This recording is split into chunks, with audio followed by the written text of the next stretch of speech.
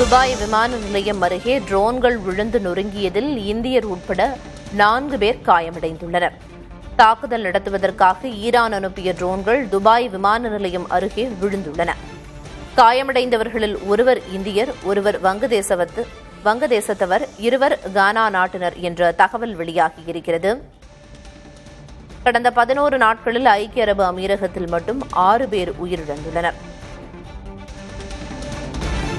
Dubai விமான நிலையம் அருகே ட்ரோன் தாக்குதல் நடந்திருக்கிறது.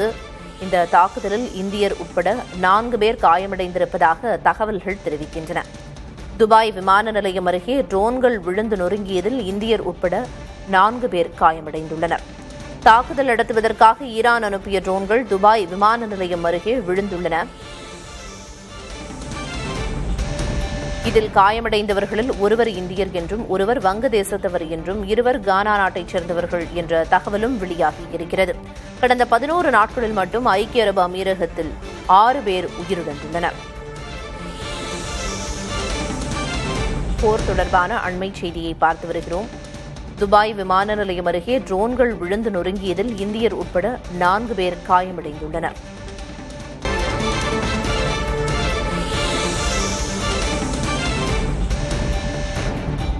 துபாய் விமான நிலையம் அருகே ட்ரோன் தாக்குதல் நடந்திருக்கிறது. இதில் ஒரு இந்தியர் உட்பட மொத்தமாக 4 பேர் காயமடைந்துள்ளனர். ஏற்கனவே கடந்த 11 நாட்களில் ஐக்கிய அரபு அமீரகத்தில் மட்டும் 6 பேர் தாக்குதல் காரணமாக உயிரிழந்திருக்கும் நிலையில் தற்போது துபாய் விமான நிலையம் அருகே ட்ரோன் தாக்குதல் நடத்தப்பட்டிருக்கிறது. விமான நிலையம் அருகே ட்ரோன்கள் விழுந்து நொறுங்கியதில் இந்தியர் உட்பட 4 காயமடைந்துள்ளனர். தாக்குதல் நடத்துவதற்காக ஈரான் அனுப்பிய ட்ரோன்கள் துபாய் விமான நிலையம் அருகே விழுந்துள்ளன. இதில் காயமடைந்தவர்களில் ஒருவர் இந்தியர் என்றும், ஒருவர் வங்கதேசத்தைச் சேர்ந்தவர் என்றும், இருவர் கானா நாட்டினர் என்ற தகவலும் வெளியாகியிருக்கிறது. வளைகுடா நாடுகளில் போர் பதற்றம் நிலவி வரும் நிலையில் துபாய் விமான நிலையம் அருகே ட்ரோன்கள் விழுந்து நொறுங்கியதில் இந்தியர் உட்பட 4 பேர் காயமடைந்துள்ளனர். கடந்த 11 நாட்களில் ஐக்கிய அரபு அமீரகத்தில் மட்டும் 6 பேர் உயிரிழந்துள்ளனர்.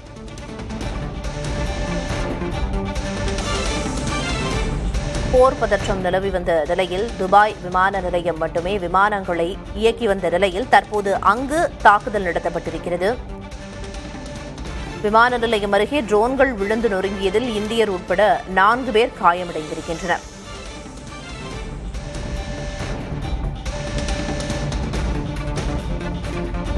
கடந்த 11 நாட்களில் ஐக்கிய அரபு அமீரகத்தில் மட்டும் 6 பேர் உயிரிழந்துள்ளனர்.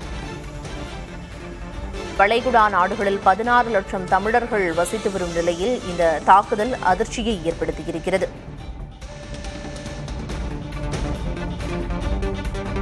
ஏற்கனவே வளைகுடா நாடுகளில் சிக்கியிருக்கும் தமிழர்களை மீட்டு வர மத்திய மாநில அரசுகள் பல்வேறு முயற்சிகளை எடுத்து வரும் நிலையில் தற்போது துபாய் விமான நிலையம் அருகே நடந்த இந்த தாக்குதல் மேலும் ஒரு அதிர்ச்சிமிக்க செய்தியாகவே கருதப்படுகிறது. ஒரு இந்தியர் உட்பட 4 பேர் இந்த தாக்குதலில் காயமடைந்திருப்பதாக தகவல்கள் கிடைத்திருக்கின்றன. தாக்குதல் நடத்துவதற்காக ஈரான் அனுப்பிய ட்ரோன்கள் துபாய் விமான நிலையம் அருகே விழுந்துள்ளன. இதில் 4 காயமடைந்துள்ளனர்.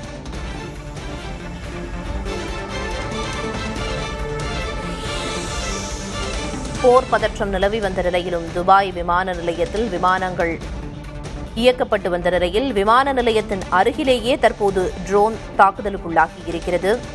இதில் இந்தியர் உட்பட 4 காயமடைந்துள்ளனர். வளைகுடா நாடுகளில் கடந்த சில நாட்களாக தொடர்ந்து போர் பதற்றம் நிலவி வரும் நிலையில் வளைகுடா நாடுகளில் 16 லட்சம் தமிழர்கள் வாழ்ந்து வருகின்றனர். அப்படி இருக்கும் நிலையில் தற்போது நடந்த இந்த துபாய் விமான நிலையம் அருகே நடந்த ட்ரோன் தாக்குதல் அதிர்ச்சி அளிக்கும் ஒரு செய்தியாகவே இருக்கிறது.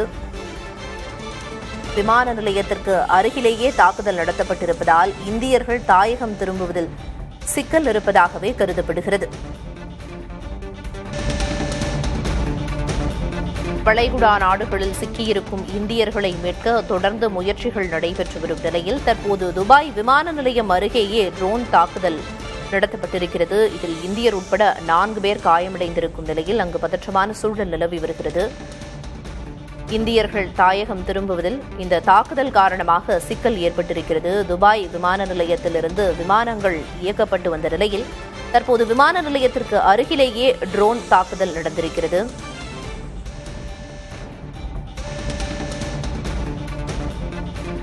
துபாய் விமான நிலையம் மட்டுமே முழு வீச்சில் செயல்பட்டு வந்த நிலையில் தற்போது விமான நிலையத்திற்கு அருகிலேயே ட்ரோன் தாக்குதல் நடத்தப்பட்ட சம்பவம் அதிர்ச்சியளிக்கும் ஒன்றாகவே பார்க்கப்படுகிறது.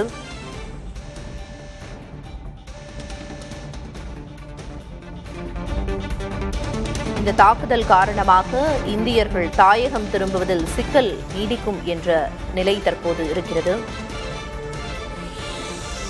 பொதுமக்கள் மீதும் ஈரான் தாக்குதல் நடத்துகிறதா என்ற கேள்வி எழுந்திருக்கிறது. வளைகுடா நாடுகளை ஈசல் போல் ட்ரோன்கள் முற்றுகையிடுவதாகவே பார்க்கப்படுகிறது. இது தொடர்பான தகவல்களை வழங்குவதற்காக மூத்த செய்தியாளர் கணபதி இணைப்பில் இருக்கிறார்.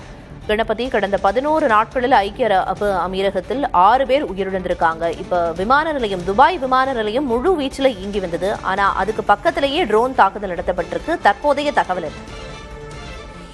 ஏற்கனவே பலமுறை மேற்காசிய நாடுகளில் உள்ள பல்வேறு விமான நிலையங்கள், எண்ணெய் சுத்திகரிப்பு நிலையங்கள் மற்றும் நீர் சுத்திகரிப்பு ஆலை போன்ற பல்வேறு இடங்களிலே தாக்குதல்கள் தொடர்ச்சியாக நடைபெற்று வருகின்றன. அந்த பகுதியாக பயணிக்கும் கப்பல்கள் மீதும் தாக்குதல்கள் நடைபெற்றுள்ளன. அப்படிப்பட்ட சூழ்நிலையில்தான் அந்த பிராந்தியத்திலேயே மிகப்பெரிய விமான நிலையமான துபாய் விமான நிலையத்தில் தாக்குதல் நடைபெற்றுள்ளது என தகவல் வந்திருக்கிறது.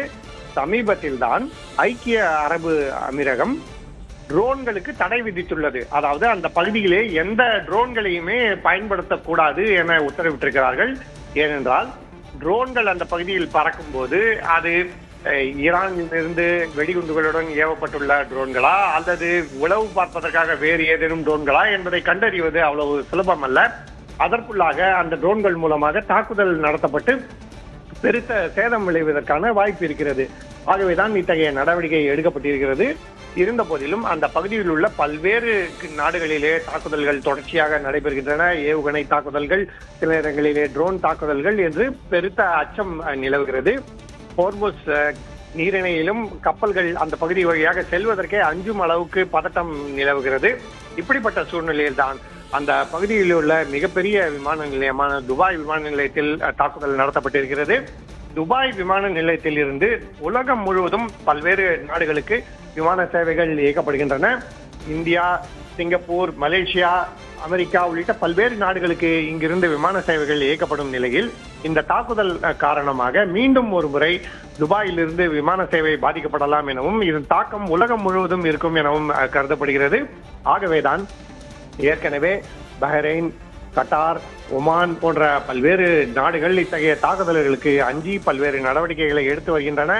ஈரான் இவர்களை தாக்க மாட்டோம் என்று ஒரு புறம் சொன்னாலும் இந்த நாடுகளிலே அமெரிக்காவின் தளங்கள் இருக்கின்றன. அந்த நாடுகள் மூலமாக ஈரான் மீது தாக்குதல் நடத்தப்படுகிறது என ஈரான் தனது தாக்குதல்களை தொடர்ந்து கொண்டிருக்கிறது என்ற குற்றச்சாட்டு தொடர்ந்து வருகிறது. அப்படிப்பட்ட சூழ்நிலையில் மேலும் பதட்டத்தை அதிகரிக்கும் வகையிலும் அந்த பகுதியிலே பெருத்த பாதிப்பை உண்டாக்கும் வகையிலும் துபாய் விமான நிலையத்தின் மீது தாக்குதல் நடத்தப்பட்டுள்ளதாக தகவல் வந்துள்ளது.